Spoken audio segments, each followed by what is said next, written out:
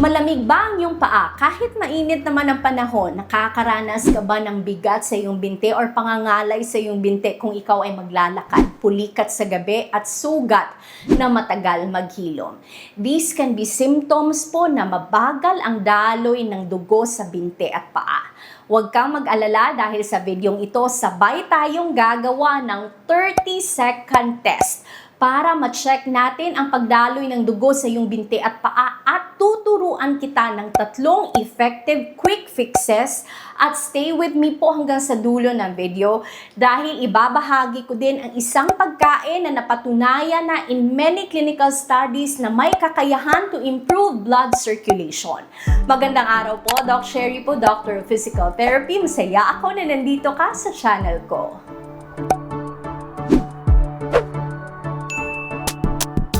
If madalas malamig ang iyong paa, nakakaranas ka ng pamhimigat at pangangalay sa iyong binti kung ikaw ay maglalakad at pulikat sa gabi, i-check natin sabay-sabay if okay ba ang daloy ng dugo sa iyong binti at paa. To do this, humiga ka lang, tapos itaas mo ang iyong binti at paa at 45 to 60 degrees. I-maintain mo ang posisyon na yan sa loob ng 1 minuto. Now, I want you to check and observe. Namumutla ba or same pa din ang kulay sa iyong paa? If yes, there is a big possibility po na okay ang blood circulation mo.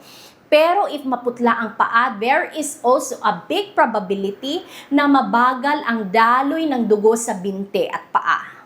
Now, what you're going to do next is umupo ka, tapos try to observe.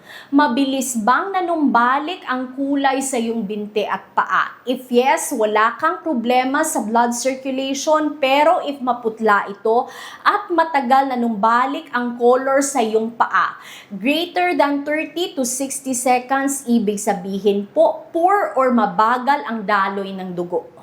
Ang common na dahilan po nito is ang tinatawag natin na peripheral arterial disease kung saan may namumuong atherosclerosis or plaque formation sa ating ugat. Kadalasan dahil ito sa paninigarilyo, diabetes, hypertension, and even mataas na kolesterol. At the same time, alam mo ba, ang ugat natin meron itong veins. Ang function supposedly ng veins is para makatulong na maibalik ang dugo pabalik sa puso for proper blood circulation. But in some instances, sometimes dahil na din sa aging, matagal na pag-upo at pagtayo, hindi na makafunction ng veins ng maayos. Kaya naman, ang iba nakakaranas ng varicose veins. Alam mo ba na napakahalaga ng muscle contraction or ang contraction ng iyong kalamnan? Dahil every time ikaw ay gagalaw at mag-contract ang muscles mo, it acts as a pump para makatulong na maibalik ang dugo pabalik sa ating puso, especially in areas sa ating katawan na malayo na sa ating puso tulad ng binti at paa. Kaya naman, these are the 3 quick, effective fixes na pwede mong gawin. Ankle pumps. Ginagawa talaga ang exercise na ito sa clinic at even in the hospitals, even for patients po who are admitted dahil this is very effective in improving po blood circulation. To do this, iunat mo lang ang iyong tuhod or straighten mo lang ang iyong knee at the same time po, you point your toes downward. I-maintain mo ang posisyon na yan for 7 seconds and then point your toes up. Para ka lang nagpapadyak sa gas pedal. Gawin mo ito for 15 seconds. Napaka-effective nito dahil it helps po and it directly works sa mga kalamnan mo sa binti at sa paa para makatulong for proper blood circulation. Ang pangalawang pwede mong gawin, heel raises. This is a calf pump activator. Dahil alam mo ba, ang muscle sa iyong binte or your calf muscles, this is actually called your second heart. To do this, tumayo ka lang ng tuwid, tapos itaas mo ang iyong sakong or ang iyong heel. I-maintain mo ang posisyon na yan for 7 seconds, then down, then gawin mo yan 15 times. You can do it po any time of the day dahil napaka-safe ng exercise na ito, but this is also very effective in improving blood circulation. Third, progressive walking. This is very helpful po, even for patients na na-diagnose ng peripheral arterial disease or for those patients na may problema sa kanilang veins. If ikaw ay may varicose veins, makakatulong din ito sa iyo. Ang goal ng progressive walking is maglakad ka and to increase the time po and the distance sa iyong paglalakad na hindi mo na mararamdaman ang sintomas ng pananakit at pamimigat sa iyong binti. To do this, pwede mo itong i-record. Say for instance, maglakad ka ng 5 minutes. If nakakaranas ka ng pananakit or pamimigat sa iyong binti, you can stop, magpahinga ka. You can do it again the following day. Ang mahalaga nito is consistent ka. And the goal for this is to increase really ang distance at ang oras sa iyong paglalakad up until the time na hindi mo na nararamdaman ang mga sintomas. Here is a bonus tip po. Alam mo ba na maraming pag-aaral na ang nagpapatunay na ang bawang or garlic, it helps po with proper blood circulation dahil sa compound na nilalaman nito na allicin.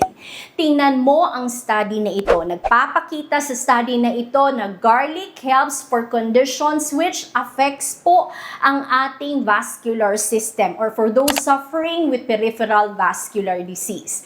Nakita sa pag-aaral na ito na ang pagkain ng 7 cloves ng bawang for 12 weeks, naka-improve po ito sa distance sa layo ng nilalakad ng pasyente without feeling any symptoms.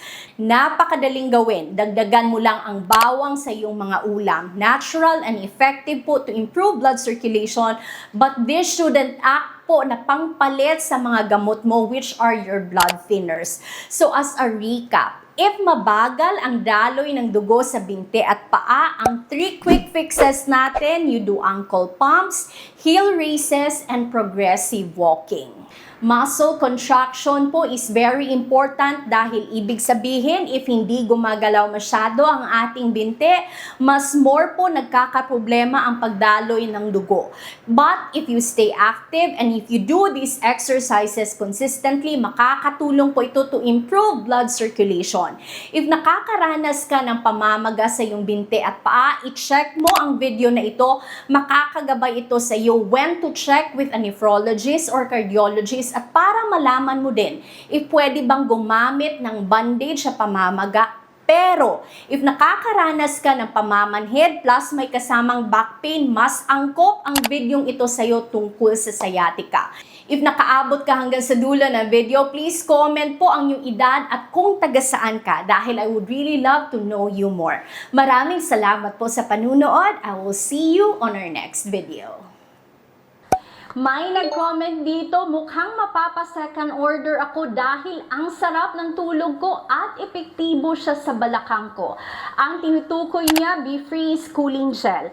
Kaya naman, if nakakaranas ka ng pananakit sa iyong kalamnan at kasukasuan, even sciatica, where you feel pain dito sa iyong likod plus may pamamanhid at pangangalay sa iyong binti at paa, at hindi ka makatulog na maayos sa gabi, i-check mo ang BeFreeze Cooling Gel. Mahalaga ito especially sa ating seniors para iwas side effects tayo ng oral pain reliever sa ating kidneys at sa ating liver. I-check mo ang reviews dito. These are legit users.